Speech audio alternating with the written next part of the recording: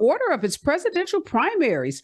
President Biden and other top Democrats want South Carolina to go first next year, but state officials in New Hampshire insist on keeping their first in the nation status and say they will simply move their primary to take place before South Carolina's. The outcome remains unclear. Governor Ron DeSantis of Florida is looking to shift his run for president into a higher gear after an early series of missteps. He spent the last 2 weeks rolling out an immigration policy and holding town halls with voters. But rather than correcting course, he stumbled again this week, raising questions about where his campaign is heading. According to Republican pundits, DeSantis' efforts to differentiate himself from Trump without directly criticizing him risk leaving the Florida governor without a natural constituent base in the upcoming primaries. As the long 4th of July weekend drew to a close, a final spate of gun violence close to midnight left 4 people dead and 7 others wounded at an outdoor party in Shreveport, Louisiana. Now, this is following earlier shootings in Philadelphia, Baltimore, Fort Worth, and other cities throughout the country. All told, the shootings left at least 15 people dead and injured more than 50. Among those killed was a 7-year-old boy in Tampa, Florida, whose grandfather was trying to shield him from bullets fired by 2 groups who were arguing over someone recklessly driving a jet ski. My heart goes out to the families of all of those whose family members lost their lives. Mark Zuckerberg has taken the wraps off Threads, a clone of Twitter designed to lure people turned off by the social network's changes under owner Elon Musk. Threads may be the first Twitter alternative that really matters because it's built on top of Instagram's existing base of billions of users. In swing states with vulnerable Democratic senators up for re-election in 2024, the party is already hammering likely opponents over abortion rights, even though most of those Republicans haven't yet decided if they're running. The strategy could lend a hand to Senate Democrats who face a brutal map in 2024. Democrats must defend 23 Senate seats compared to only 10 for Republicans. The number of U.S. women who died within a year after pregnancy more than doubled between 1999 and 2019, with the highest deaths among Black women. Now, this is according to some new research that's out. There were an estimated 1,210 maternal deaths in 2019, compared with just 505 in 1999. To the researchers' surprise, Black women had the highest maternal mortality rates, not in the South, but in some Northeast states. Well, the past 3 days were quite likely the hottest in Earth's modern history. Scientists said that today, as an astonishing surge of heat across the globe continued to shatter temperatures from North America to the Antarctica.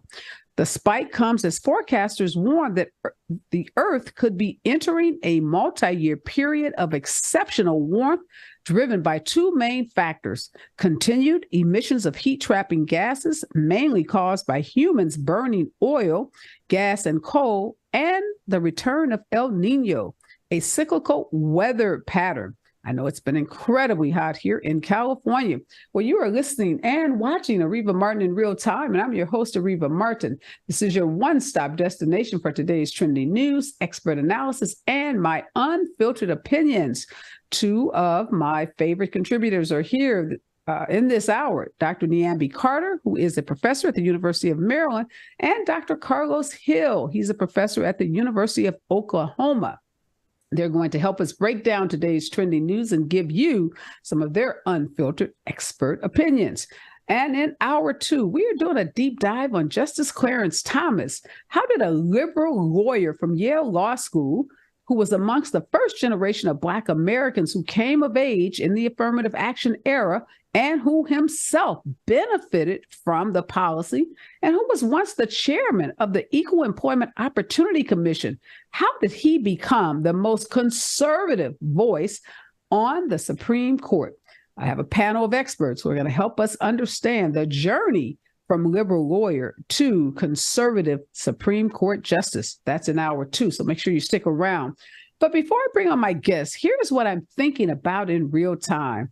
I want to give it up and give big kudos to actress and humanitarian, and now I'm going to call her super mom, Angelina Jolie. Now, you hear a lot about Angelina in the media because of her high-profile divorce from Brad Pitt, but recently she has been making headlines because she is taking on the racist U.S. healthcare system, and I am here for it. Angelina has been addressing the health inequities that she sees when it comes to race.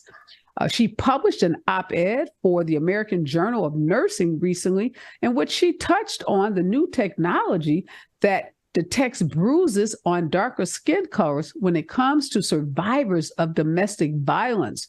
She began writing about how medical research, imagery, and training centers focus on white skin to the exclusion of dark skin. And as a result, medical professionals, she says, often miss injuries depending on race and ethnicity. Now, as you all know, Angelina is the mother of 6 children, and many of her kids are of multiple races, including an adopted child from Ethiopia.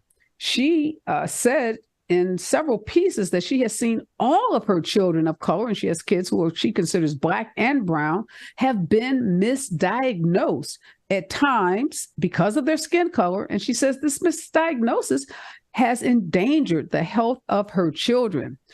She has gone on to discuss how bruising in darker skin can be more difficult to detect and document without the proper tools. Now, although Angelina has focused on helping domestic abuse survivors, she has shared her own personal stories about her children, her Black and brown children, and their negative experiences with the U.S. healthcare system. She added that at a societal level, racial disparities in healthcare affect the outcomes for millions of people. She also said that from technology to improving diversity and representation in medical research and training, Angelina Jolie says it is past time to embrace new solutions. I am, again, just giving her a big shout out today for using her enormous platform to address health disparities and to, really rep for her Black and brown kids. Now, you may say, what else should a mother do other than rep for her kids? But we need only look to Justice Amy Coney Barrett, who is also the adopted mother of minority kids. And apparently she didn't get the memo. She didn't read Angelina's op-ed when she made the decision to decide with the majority of the Supreme Court in overturning affirmative action in college admissions. This devastating decision, as we know, is going to have a negative impact on children of color, including Amy Coney Barrett's own children of color. So that's why I'm calling out Angelina Jolie and acknowledging her for being the ultimate ally in this fight, really, for health equity and health justice. When we come forward, more of today's trending news and expert analysis with my contributors right here on KBLA Talk 1580. Here comes the brand new flavor in your head. Race, social justice, sports, politics, art, music, culture. We do it all on the D.L. Hughley Afternoon Show. If you're not tuning in, then you are definitely missing out. It's the D.L. Hughley Afternoon Show, weekdays from 2 to 4 only on unapologetically progressive KBLA Talk 1580. Like a brand new flavor in your head. Yeah. This is a rather bold pronouncement, but we think we can back it up. If you come across a radio frequency anywhere putting more variety and more diversity on the air than KBLA Talk 1580, we sure would like to hear about your discovery. You got to have vision. You can search, but we are confident that you won't find more shows covering more topics, hosted by a more diverse and inclusive lineup of talkers than the squad we have assembled here at KBLA Talk 1580. This is the time, brothers. This is the time. We've got something for everybody. That's right. Health and healing, history and humor, issues and events, empowerment and entertainment, all in one station. What's really going on? Free enterprise, you dig? KBLA Talk 1580. Yes. Oh yeah. We got a lot to talk about. King Kong ain't got on me. If you're not listening to Tavis Smiley weekday mornings on KBLA Talk 1580, you're missing out. Everybody wants to talk to Tavis. That's one reason, by the way, why I'm so thrilled to have this conversation with you today. The three people I always most hoped would interview me were Phil Donahue, Studs Terkel, and Tavis Smiley. Donahue's retired, Terkel's deceased, so this is a real thrill for me. And the reason why I have such respect for what you do is you have a historically informed conversation of depth and detail. Be sure to tune in to Tavis Smiley weekday mornings, 9 a.m. to 12 noon on your unapologetically progressive radio station, KBLA Talk 1580. KBLA Talk 1580. Is the pen mightier than the sword? They say the pen is mightier than the sword. At KBLA Talk 1580, we not only have a lot to talk about, we have a lot to write about. Politics, relationships, business, empowerment, and culture. The all-star roster at KBLA Talk 1580 has you covered. That's what it's all about. Be sure to follow us on all our socials for our latest book releases, op-eds, essays, and commentaries from our hosts. And, of course, download the KBLA 1580 app as we strive to remain your most trusted, credible, and reliable source for the issues you care about. This is unapologetically progressive. KBLA Talk 1580. What up, baby? Tell me I'm a boy that girl. You are young, and that's a fact. At KBLA Talk 1580, we do more than just talk. Hey there, I'm Jared Hill, president of the National Association of Black Journalists of Los Angeles, and I just want to say thank you for the benevolent $10,000 donation and scholarships for the next. All right, you are listening and watching Areva Martin in real time, and I'm your host, Areva Martin, and I'm joined in this hour by Dr. Niambi Carter and Dr. Karlos Hill. And before the show started, I was telling you, Dr. Carter and Dr. Hill, that I was privileged and honored to be at the White House for the July 4th celebration just this Tuesday. My daughter Morgan and I went to the celebration, and I'm just always in awe when I see the President of the United States and his wife. I think we got some pictures of them at the White House rocking out to Neo. And, you know, Neo is an R&B singer. He's a dancer. He's a rapper, 4 albums with Jay-Z. He's a Grammy Award winning artist, but not the kind of artist you would expect necessarily to see at the White House, particularly when you look at the dancers. You got 4 or 5 women who were scantily clad. I'll use that term. But, you know, that D Nice was there. So this was about Black culture, even though the audience was probably only 10% Black, if that. So, you know, Dr. Carter, you live in the DMV. What's going on with our president and his love for the culture? I'm there for it. I'm happy. I'm excited. You know, I've been to the White House a number of times, and I tell you, it's pretty Black in terms of the way that it presents itself at these kinds of events. Well, I mean, look, DC is still Chocolate City. For all of the changes, I think he knows where he is and he knows who his audience is. I mean, he said, in his last speech that he did a week or so ago, I mean, he talked about Black people incessantly. Like, at least I counted 4 or 5 mentions of African Americans.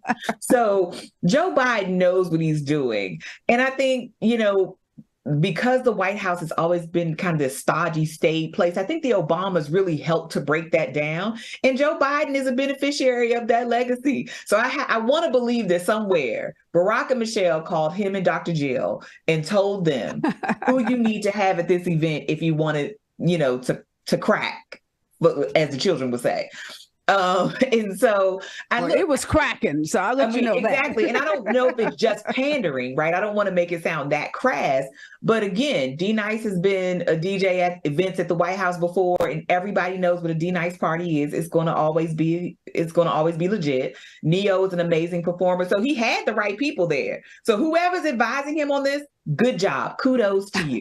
Yeah, I am in 100% agreement. Dr. Hill, what do you make of this? Is this Biden spending 8 years with Barack and Michelle and having to listen? Because, they've had Kendrick Lamar and, some of the other all-time great rap and R&B artists were at the White House during the Obama administration. The Queen of Soul was there. The list just goes on and on. But Biden is giving the Obamas a run for their money on this. Well, let's see. Let's wait and see. But I would say what I'm hearing from you is kind of, on the one hand, is this a true affirmation of Black culture and Black people? And on the other hand, is this a kind of cultural appropriation, right? What's happening here? And I want to go with Dr. Carter and say this is more of an affirmation because of what you were saying about his time with President Obama and the ways in which they've influenced him and the ways in which they still influence him. I want that to be the narrative, and I hope that's the narrative. But in these times, one might ask the question of cultural appropriation. But for him, I don't know if it's warranted. So I would be cautioned. Yeah, I hear you on the cultural appropriation, but we got a Black vice president. We have one of the most diverse cabinets in the history of any president, not just cabinet, I meant administration. So I have to imagine that plays into what the musical performances are like. I was there for Juneteenth. There was the HBCU bands, Jennifer Hudson. So I don't know. I don't think we have to worry about that, but when you think about the diversity. On the shoulders of what you're saying, that's why I say this is why we can see this as an affirmation of Black culture, and on that basis, as an affirmation of Black culture, even in ways that as a respected artist as Neo is, a Grammy Award winning, you mentioned kind of the risque aspects of it, right? The White House, I'm just saying the risque aspects of it. I would say even that part of it, that affirmation is something that we could even maybe not nod at, but some people might wink at, right? Because that is an affirmation too, right? It's not just the respectable Black culture represented by the Obamas that we can appreciate and we can all say, yeah, but we can talk about, my dear brother Cornel West, blues people and blues culture and the way that shows up for Black people, and that's Neo. And let me tell you this, Dr. Hill, you're going to be happy to hear this. The audience that is curated for these events.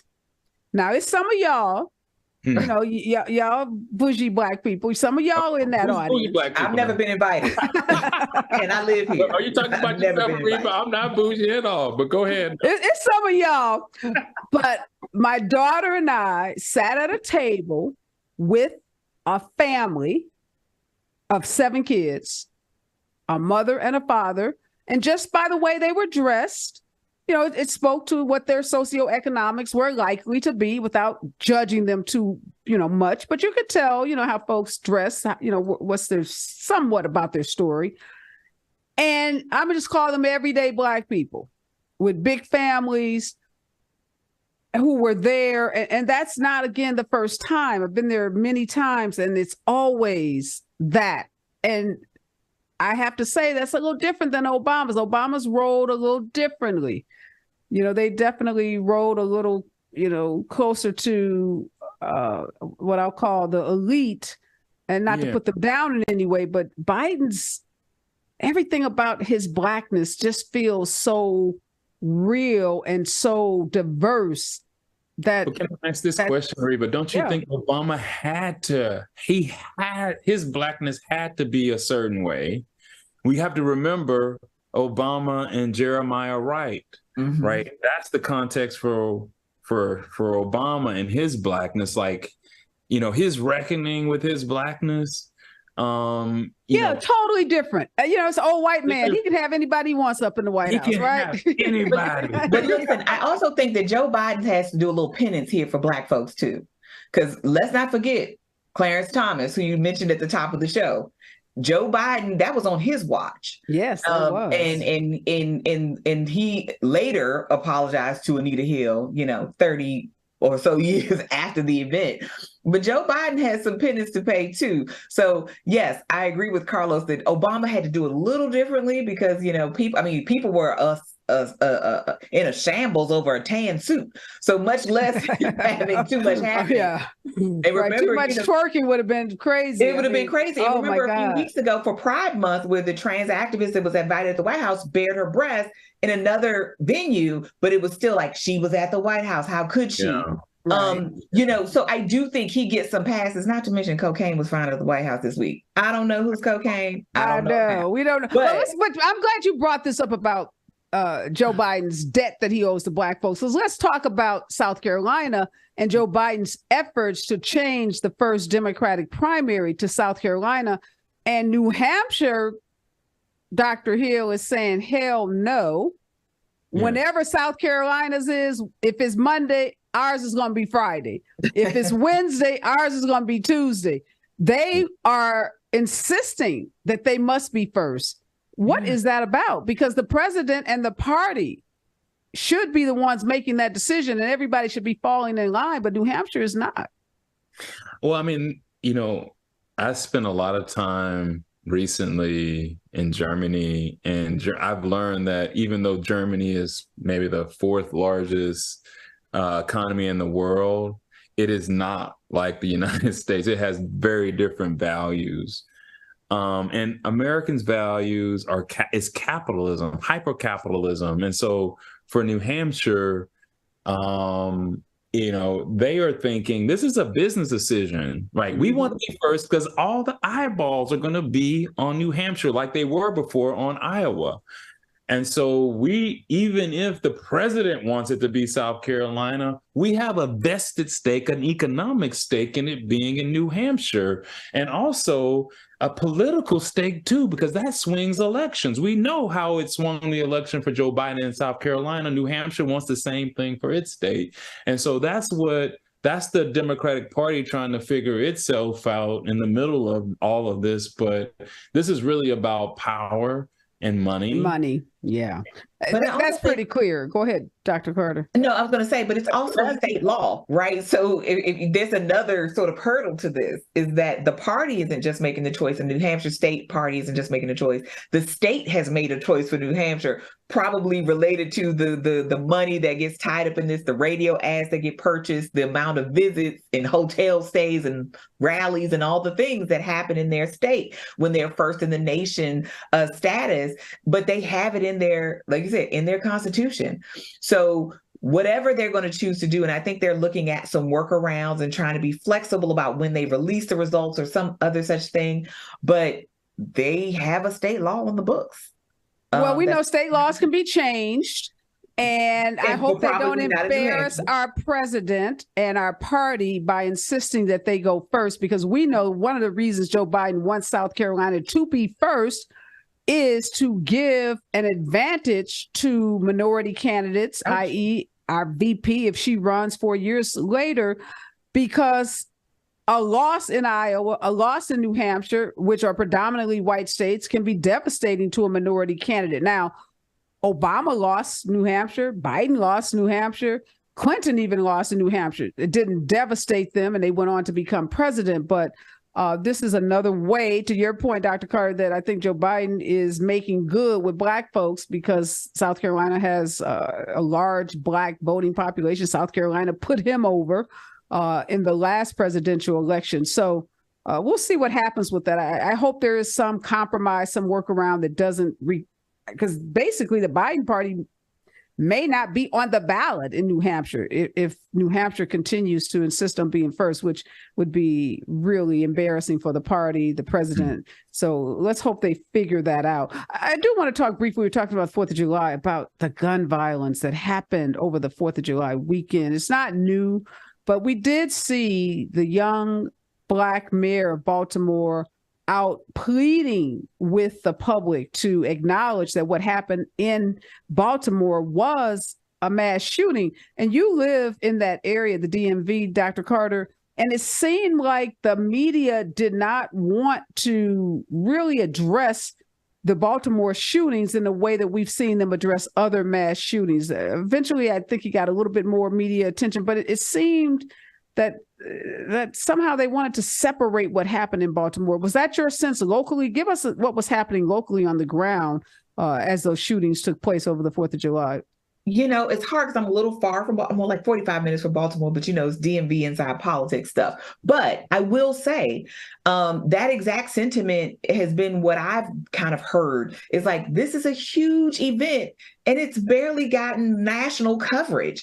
I mean, this mass shooting happening during this holiday at this time, I just think just adds more fuel to the fire. And in some respects speaks back to this idea that it's a shooting in a Black city. It's uneventful. It doesn't matter. It's so routine that the Black lives that were lost on this day, I mean, that's sort of what you expect, right? But this was truly devastating to a community that's been holding this event for decades and never experiencing anything like this. And I mean, it's a shame when we have to plead for our stories and for our families and for our children and our communities to be mourned and valued. Even as something I think is unifying as gun violence, because we see there is no part of this country that's untouched, no community that's untouched, rural, urban, it doesn't matter, Black, white, doesn't matter. It definitely felt different. I mean, somebody works in the media, it got no traction. It didn't get any traction, I think, for the very reason you talked about. When we come forward, we're going to talk about mortality rates that continue to go up. I also want to talk about Mayor Eric Adams. Some folks say he's a liar. Stay with us. KBLA Talk 1580. Gotta stay fresh, my house shot with a rest bar,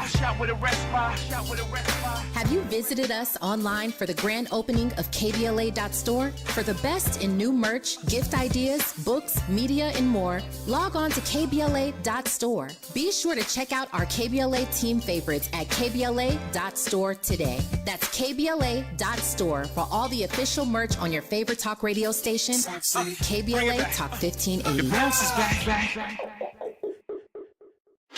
Here comes the brand new flavor in your head. Race, social justice, sports, politics, art, music, culture. We do it all on the D.L. Hughley Afternoon Show. If you're not tuning in, then you are definitely missing out. It's the D.L. Hughley Afternoon Show weekdays from 2 to 4 only on unapologetically progressive KBLA Talk 1580. Like a brand new flavor in your head.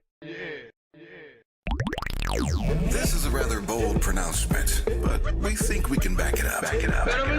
If you come across a radio frequency anywhere putting more variety and more diversity on the air than KBLA Talk 1580, we sure would like to hear about your discovery. You got to have vision. You can search, but we are confident that you won't find more shows covering more topics, hosted by a more diverse and inclusive lineup of talkers than the squad we have assembled here at KBLA Talk 1580. This is the time, brothers. This is the time. We've got something for everybody. That's right. Health and healing, history and humor, issues and events, empowerment and entertainment, all in one station. What's really going on? Free enterprise, you dig? KBLA Talk 1580. Yes. Oh yeah. We got a lot to talk about. King Kong ain't got on me.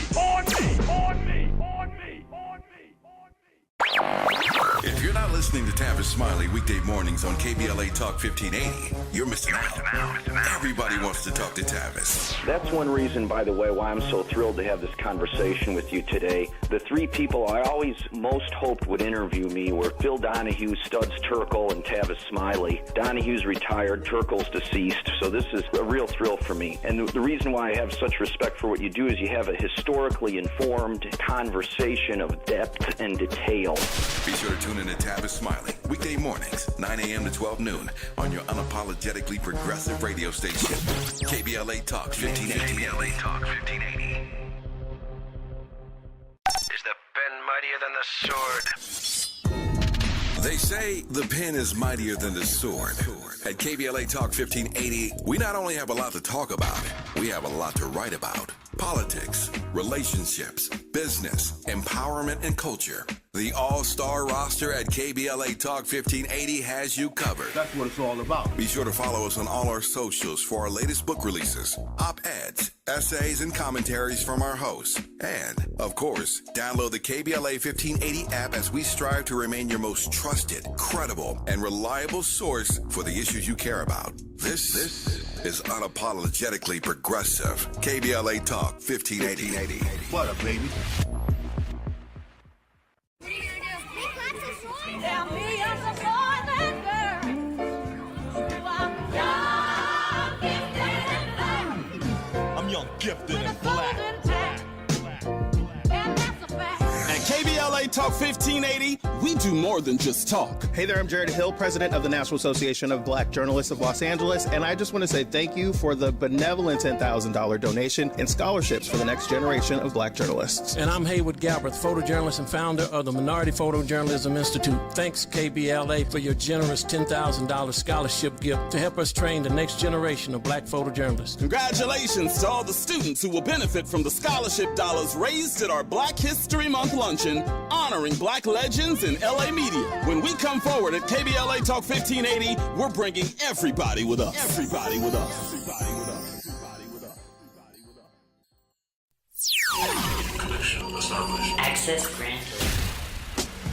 In a survey conducted by the public opinion research firm Eviderus, KBLA Talk 1580 consistently emerged as the station of choice for black audiences in the Los Angeles media market and beyond. The survey also revealed that the vast majority of black audiences are concerned about the lack of black-owned media and are more likely to listen to talk radio that focuses on issues that impact the black community. For some reason, the other talk stations haven't quite figured that out. If you think about KFI, well, KFI only has like a 3% black listenership. 3%. So there's a good 97% out there to support a station like KBLA.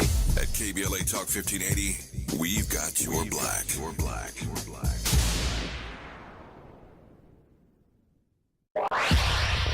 Follow the leader. KBLA Talk 1580. Follow the leader. Be sure to follow us on Instagram at KBLA 1580. Follow the leader. Are you ready? The station leading the way with exclusive interviews, Follow the leader. stimulating conversation, and intellectual discourse that empowers, enlightens, and informs. Follow the leader. Follow the leader at KBLA 1580. We've got a lot to talk about. Keep following the leader. Follow the leader. Follow the leader. Follow the leader. Follow the leader. Follow the leader. Gotta stay fresh, my house shot with a rest spot. Shot with a rest spot. Shot with a rest spot. Have you visited us online for the grand opening of KBLA.store? For the best in new merch, gift ideas, books, media, and more, log on to KBLA.store. Be sure to check out our KBLA team favorites at KBLA.store today. That's KBLA.store for all the official merch on your favorite talk radio station, KBLA Talk 1580. Bounce is back.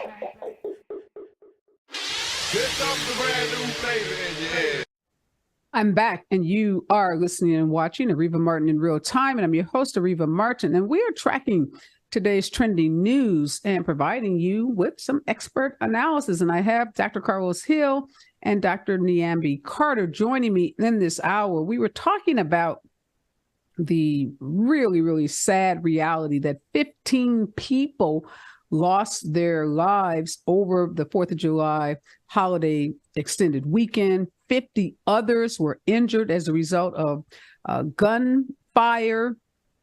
One of these mass shootings took place in Philadelphia, where a man apparently was just randomly shooting an AR-15. I saw some of the family members on TV from Philadelphia just distraught, as any family member would be.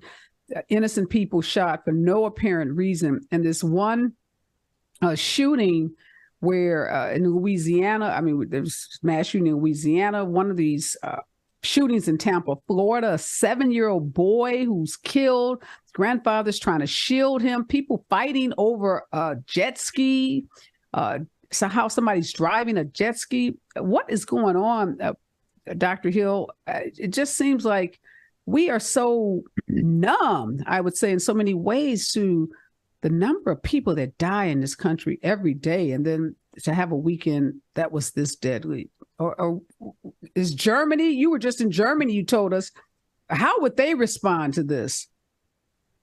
They would be deeply frightened by this. with much less levels of anti-Semitism and even, I would say, anti-Blackness in Germany. There's 1 million Black Germans in the country, about 83 million, 84 million Germans. Yeah, even there's lower levels of, I would say, anti-Black violence there. And if it creeped up in the ways that it, like mass shootings have in the United States, I think it would be very alarming to Germans. And I think our levels of violence are extremely alarming to Germans. I would say this, that, Mark Twain at the turn of the century, the great American writer, he referred to the United States at the turn of the century as the United States of lyncherdom, because lynching had become so commonplace in the United States, so commonplace. Black people could be murdered and it'd be on the back page, not the front page. And that's a lot to do with anti-Blackness, but it also has to do with the commonplace of that violence. I think we live in a time where we could talk about America today as the United States of mass shootings. And we similarly, right, are seemingly not incapable of coming up with a solution, but seemingly indifferent to one, much the same to anti-lynching bills for decades. And so I think America we like to talk about democracy, but when it comes to protecting it, that's where we fail miserably.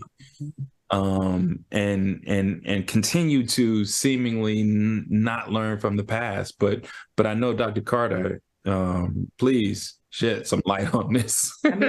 I wish there was something I could say as eloquent as what you just put together, but I think Americans have a tolerance for violence that you just don't see in the world.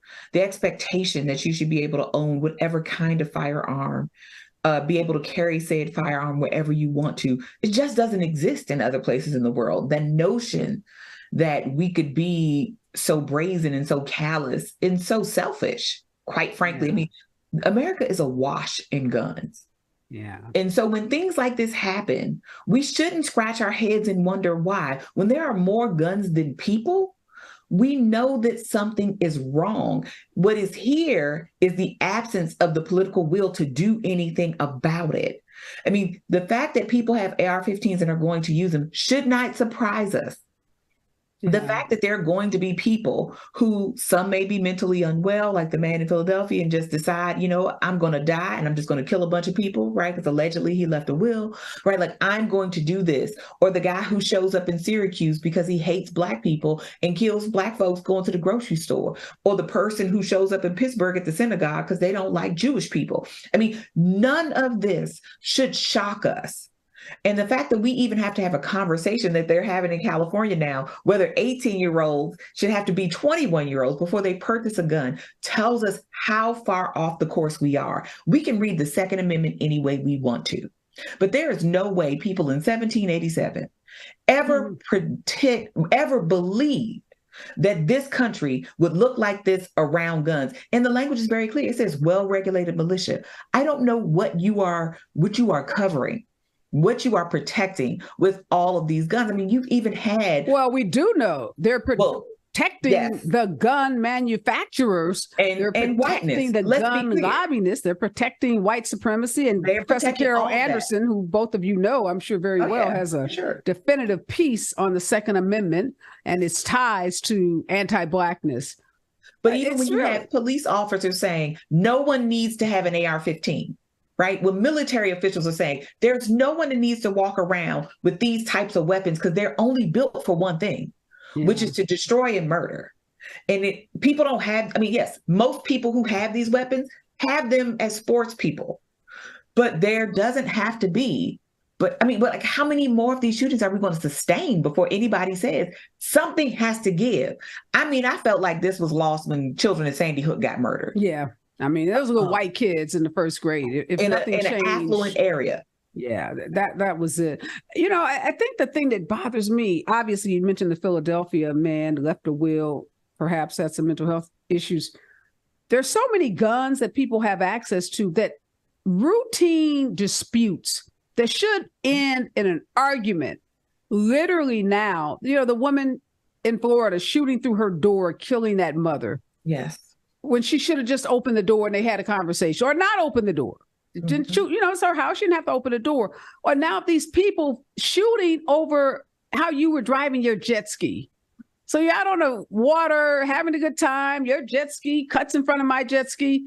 And now that ends up in the murder of a 7-year-old kid, innocent kid. That's what you could just be going about your business, your daily life activities, and you could find yourself shot and killed yourself or a relative, a family member. And I don't think there's any of us who doesn't have some intimate experience through a friend or a family member that gun violence has just touched all of our lives. It's really sad. And you're right. The political will isn't there. And they look at folks, Dr. Hill, like Ron DeSantis, whose campaign is can't seem to get it together with this launch. He's supposed to be the moderate alternative to Donald Trump, and he keeps making mistake after mistake. No. And he, again, to out-Trump Trump, talks in such macho, tough guy language. He wants to shoot and kill drug dealers. Just the most, again, buying into that kind of, toxic masculinity that has become so commonplace in our culture. Other than him just being bad for the country for so many reasons, what do you make of all these stumbles? The guy does seem to have enough money to hire the right people. Well, it's okay, Areva, to say some people are bad politicians. It's okay to say he's bad at his job. He's not good at it. Well, definitely outside of Florida. I mean, he obviously did enough to win 2 terms in Florida, but taking that show on the road is not working. Sure, but he's running for president, and everybody knows he's running for president, and he's running not against Donald Trump yet. He's just running by himself, and he's losing. He's just running against himself, and he's losing. Trump is not paying attention to him, and he's still losing. He's still making mistakes. He's a bad politician, and he's a corrupt and morally bankrupt politician at that. But at the end of the day, I expect this from him. I really do. I don't expect more. All the things that he's done around the AP African American Studies, I don't expect better from him. Well, hopefully he will crash and burn, which is apparently the pathway that he is on, the trajectory. He is crashing and burning. And the country is sending him a loud and clear messages that we do not want you trying to transport your bad policy making in Florida to the rest of the world.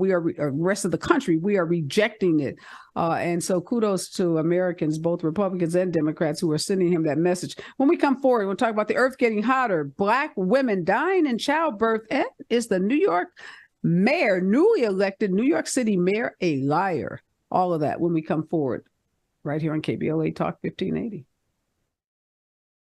Is the pen mightier than the sword? They say the pen is mightier than the sword. At KBLA Talk 1580, we not only have a lot to talk about, we have a lot to write about. Politics, relationships, business, empowerment, and culture. The all-star roster at KBLA Talk 1580 has you covered. That's what it's all about. Be sure to follow us on all our socials for our latest book releases, op-eds, essays, and commentaries from our hosts. And, of course, download the KBLA 1580 app as we strive to remain your most trusted, credible, and reliable source for the issues you care about. This is unapologetically progressive. KBLA Talk 1580. What up, baby?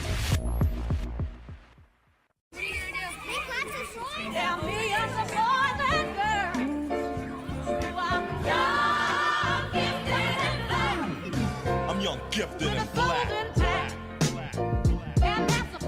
At KBLA Talk 1580, we do more than just talk. Hey there, I'm Jared Hill, president of the National Association of Black Journalists of Los Angeles, and I just want to say thank you for the benevolent $10,000 donation and scholarships for the next generation of Black journalists. And I'm Haywood Galbraith, photojournalist and founder of the Minority Photojournalism Institute. Thanks, KBLA, for your generous $10,000 scholarship gift to help us train the next generation of Black photojournalists. Congratulations to all the students who will benefit from the scholarship dollars raised at our Black History Month luncheon, honoring Black legends in LA media. When we come forward at KBLA Talk 1580, we're bringing everybody with us. Everybody with us. Everybody with us. Everybody with us. Connection established. Access granted. In a survey conducted by the public opinion research firm Eviderus, KBLA Talk 1580 consistently emerged as the station of choice for Black audiences in the Los Angeles media market and beyond. The survey also revealed that the vast majority of Black audiences are concerned about the lack of Black-owned media and are more likely to listen to talk radio that focuses on issues that impact the Black community. For some reason, the other talk stations haven't quite figured that out. If you think about KFI, well, KFI only has like a 3% Black listenership. 3%. So there's a good 97% out there to support a station like KBLA. At KBLA Talk 1580, we've got your Black. Your Black. Your Black.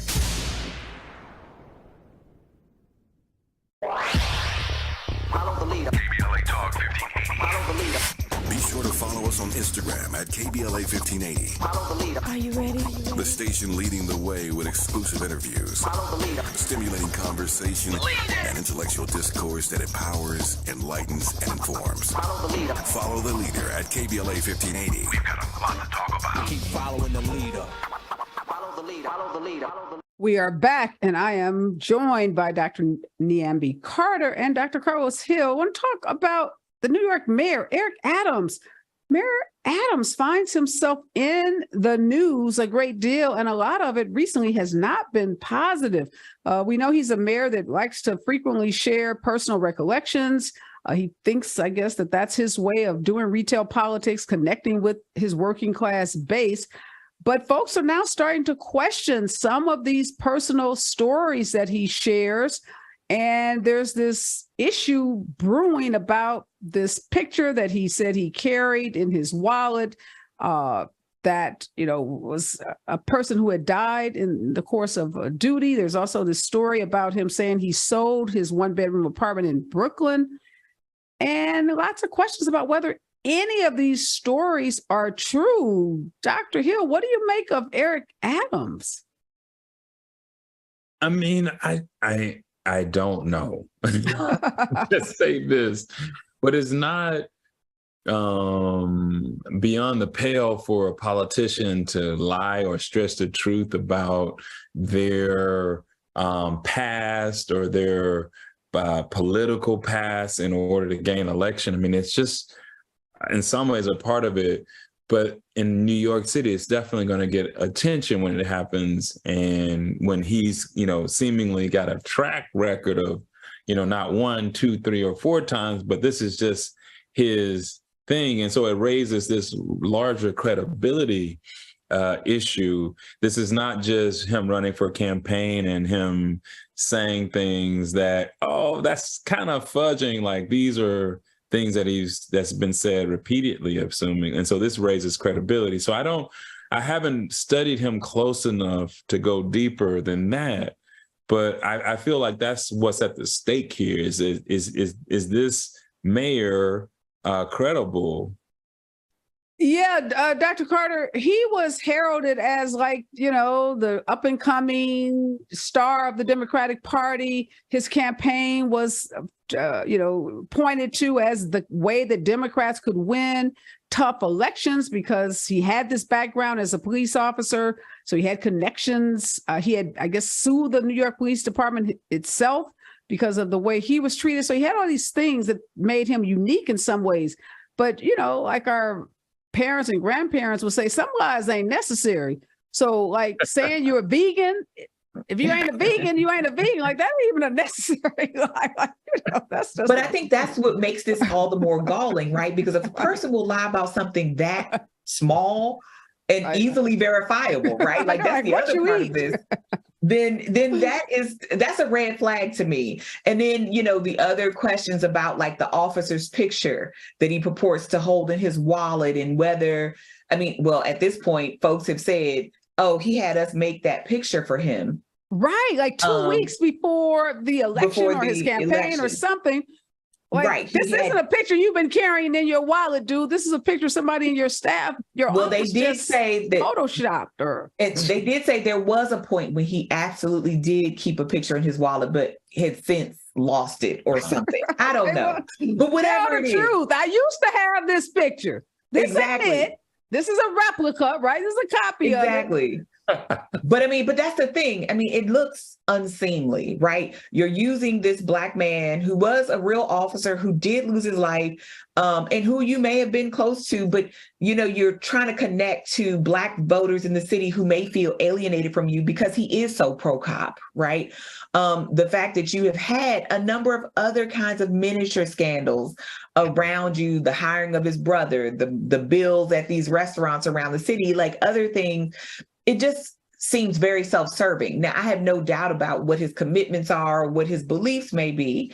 Those might be pure, but when you do things like this, it does make people think, like, if you lie about something this small, what won't you lie about? Yeah, and unforced errors. Again, he was everybody was so excited about him coming into office, and seems like every week he has some. Like I said, they're not major scandals, but just enough to give him like my grandmother said, if you lie, you cheat.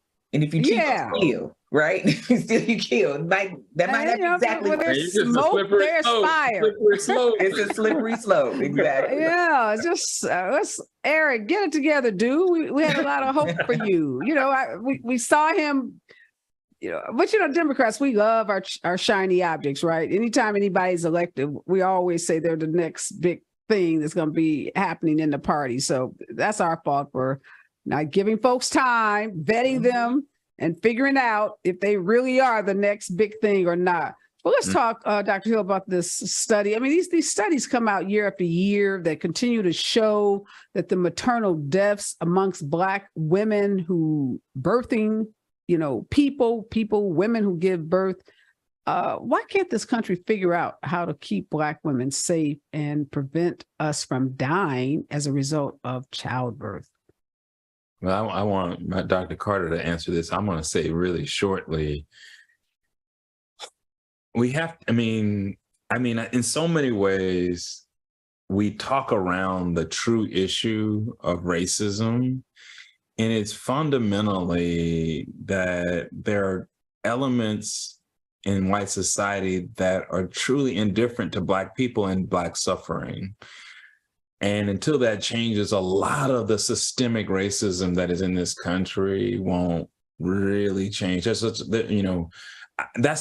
me thinking as a historian about American institutions and just how racism has the changing same of American racism. Like, there's a true indifference to Black people and Black life that is near constant to me. Because of the ways in which racial violence has been, not uneven, but constant throughout our past.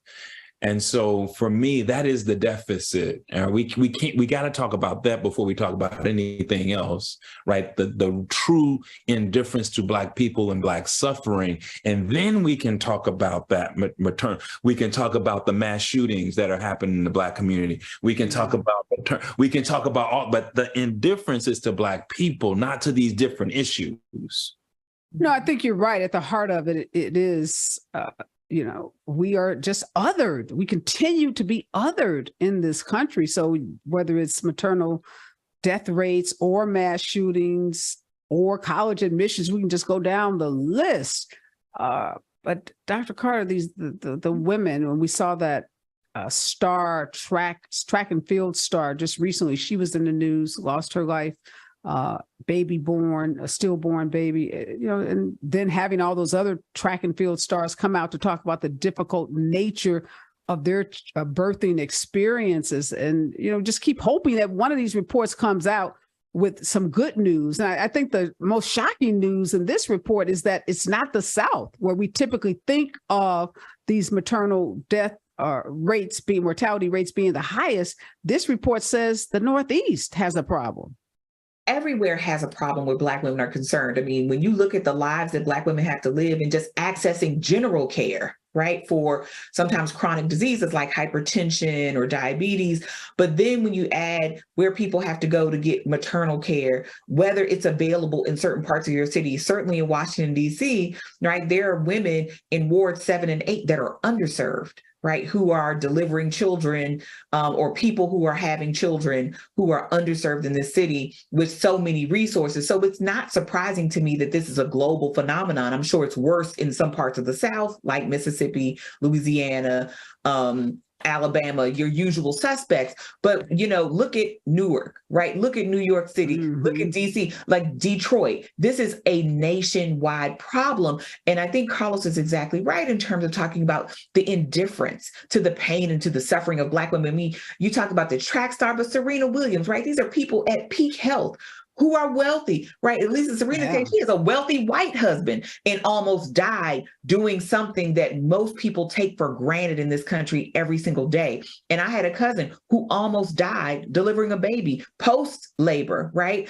Because nobody took the chance to look at her and why she was so swollen. And when they checked her blood pressure, she could have had a stroke at any moment. And they sent her home. So it was only because an older Black nurse saw her and said, "You don't look right." Did something happen? She'd never had a child before. She didn't know. And this, I cannot imagine, doesn't happen to Black women routinely. And we know when we have practitioners who are not Black, they are not paying attention to us in the same way. It's systemic. It's the stress that we have as people, but it's also the lack of training that happens in medical professions every single day, and the indifference. When Black women say, "I don't feel good," people don't believe them. When Black people say, "I'm in pain," people don't believe them. And they send them on their way and they want them out of their way for various reasons. So I think there's a lot that needs to be done if we are serious about saving the lives of Black people who are trying to have children. Yeah, no, everything you said, that part, because you both, spoke to that issue so eloquently, and we got to do better. I mean, at the end of the day, we just have to do better by Black women. Our time is up. Always, always a pleasure to have you, Dr. Carter and Dr. Hill. You guys made me a lot smarter today, made our listeners a lot smarter today with your in-depth analysis. Always a pleasure to see both of you. Come back real soon. When we come forward, we're going to talk about the journey. Clarence Thomas, from Yale lawyer to conservative Supreme Court justice, right here on KBLA Talk 1580. This is a rather bold pronouncement, but we think we can back it up. If you come across a radio frequency anywhere putting more variety and more diversity on the air than KBLA Talk 1580, we sure would like to hear about your discovery. You got to have vision. You can search. We are confident that you won't find more shows covering more topics, hosted by a more diverse and inclusive lineup of talkers